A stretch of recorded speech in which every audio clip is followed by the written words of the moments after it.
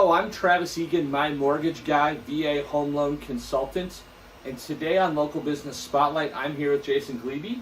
Hello. E&J's 3D Printing. Yep. Welcome. Well, thank you. Thanks for having me. So I got to tell you, I'm learning a lot. I don't know much about 3D printing, but I'm learning it. So thank you, Jason, for teaching it to me. You'll see some printing over our shoulders. So I want to start with, like, what got you into 3D printing?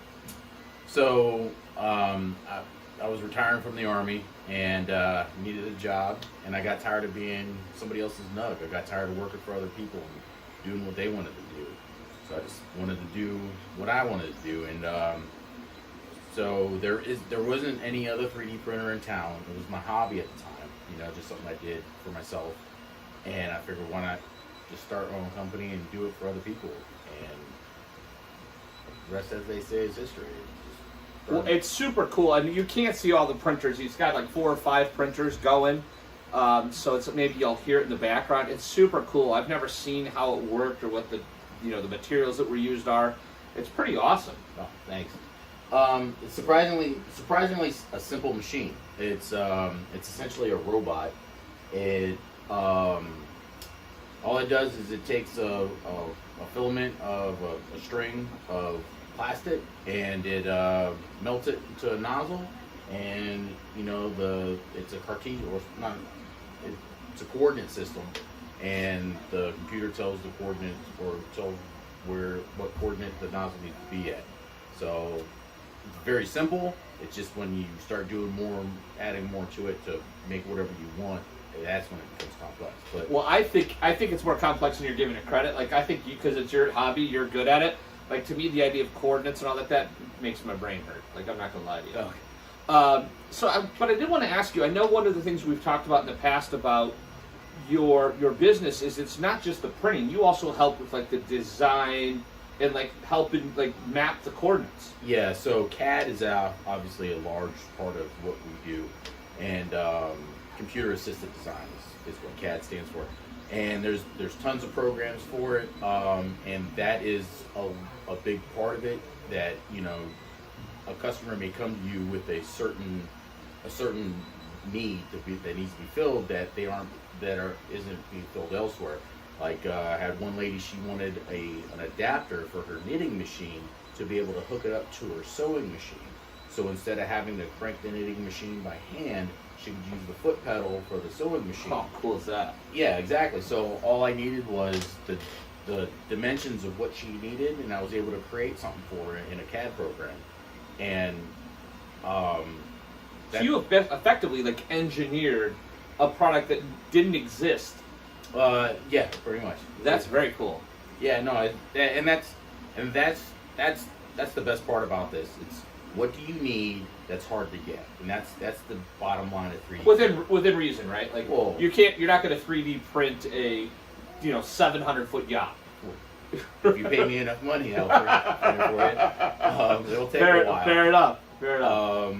But no, like, what do you need that's hard to get? But if and just that feeling of handing somebody the product and them saying that's perfect. I don't know what it is, but that's awesome. Yeah, that really is awesome. Yeah, that was part I like. So I know that like some of your customers, or maybe I think maybe what got you into it was the gamers, right? Like, yeah. Some gamers will use specific pieces, and you're actually in a gaming facility, right? Yes. Yeah. Right. That's where your office is here. But it's more than that. I know we have a mutual friend that he came to you and he wanted a specific piece for his boat. Yeah. And you designed the specific piece. I don't remember what the piece was, but it's a cable. It was for his cables.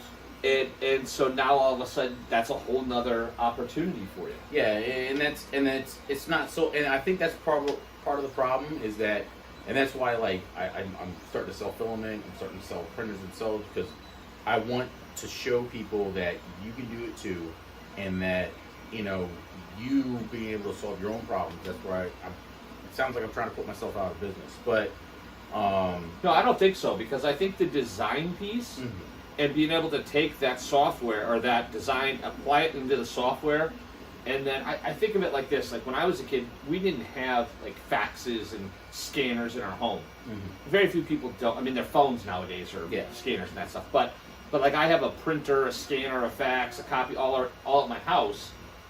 I could see this being something that's pretty universally adapted at some point. The problem isn't the printer. The problem is, one, the filament. Where do you get the filament? And two, how do you take what's in your head and get it to print it? Exactly. And that's where you can step in. Yeah. Okay. And that's where I would like to go, more towards a support role instead of actually printing what you want, helping you print what you want.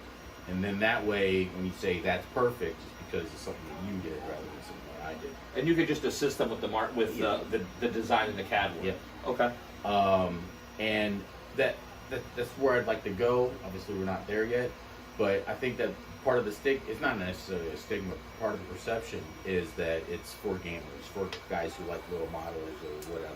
But we've already talked about a couple things: the sewing, the quilting piece, right? Mm-hmm. The boating piece. Yep. And I mean, really, it's anything you could think of. I printed my wife a shelf. You know, she wanted a decorative shelf thing for her in the kitchen. And she's the E of the E and J's, right? Yeah, she's the E. Yeah, she gets top billing. Smart man. Yeah. Success. That's how you stay successfully married. For those of you that don't know. Yeah, she's also 51% of the company, so she's the boss. But it, that just print stuff throughout the house, and it, and that way it's a lot cheaper just printing, using a few meters of filament, than it is to go out and grab something and then put it up. This way, if you break something in your kitchen, you can 3D print the handle, and then you can get the exact handle that you want. Even if it takes a couple of weeks, you're not without a drawer. Right. Right. So, very cool. So how would someone, if they're either interested in your design, right, having you design something for them, or they're actually interested in having you print it, how would they get in touch with you? What's the best way for them to reach out to you? Right now, the best way to get in touch with me would be through Facebook. You can send it through Messenger. We are starting a website, ianjays3dprinting.com. But is that up yet? But it'll be up soon. It'll be up soon. Okay. Talked to the designer last week. They'll be. But you have a page on Facebook too, right? Okay. We have a page on Facebook. And I'll link to that. I'll link to that website in the description somewhere on here, where you can go right to the Facebook page, and I think you can message right off of that page. Yeah, send me a message. That's the best way to contact me. And then ask anything, like if you have problems with your printers, you have problems, I'm here to help out. I'm as much a hobbyist as I am a businessman, Very cool. Well, Jason, thank you.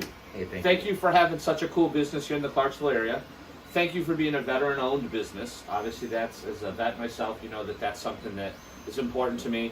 And it's neat to have different types of businesses, right? We think of all the normal businesses in a city like ours, but this is a really cool business. And if you know of someone who needs 3D printing or wants help with their CAD design of a 3D piece, please reach out to Jason. Thank you for watching Local Business Spotlight, E&J's 3D Printing. I'm Travis Egan, my mortgage guy, VA Home Loan Specialist. Look forward to seeing you next week.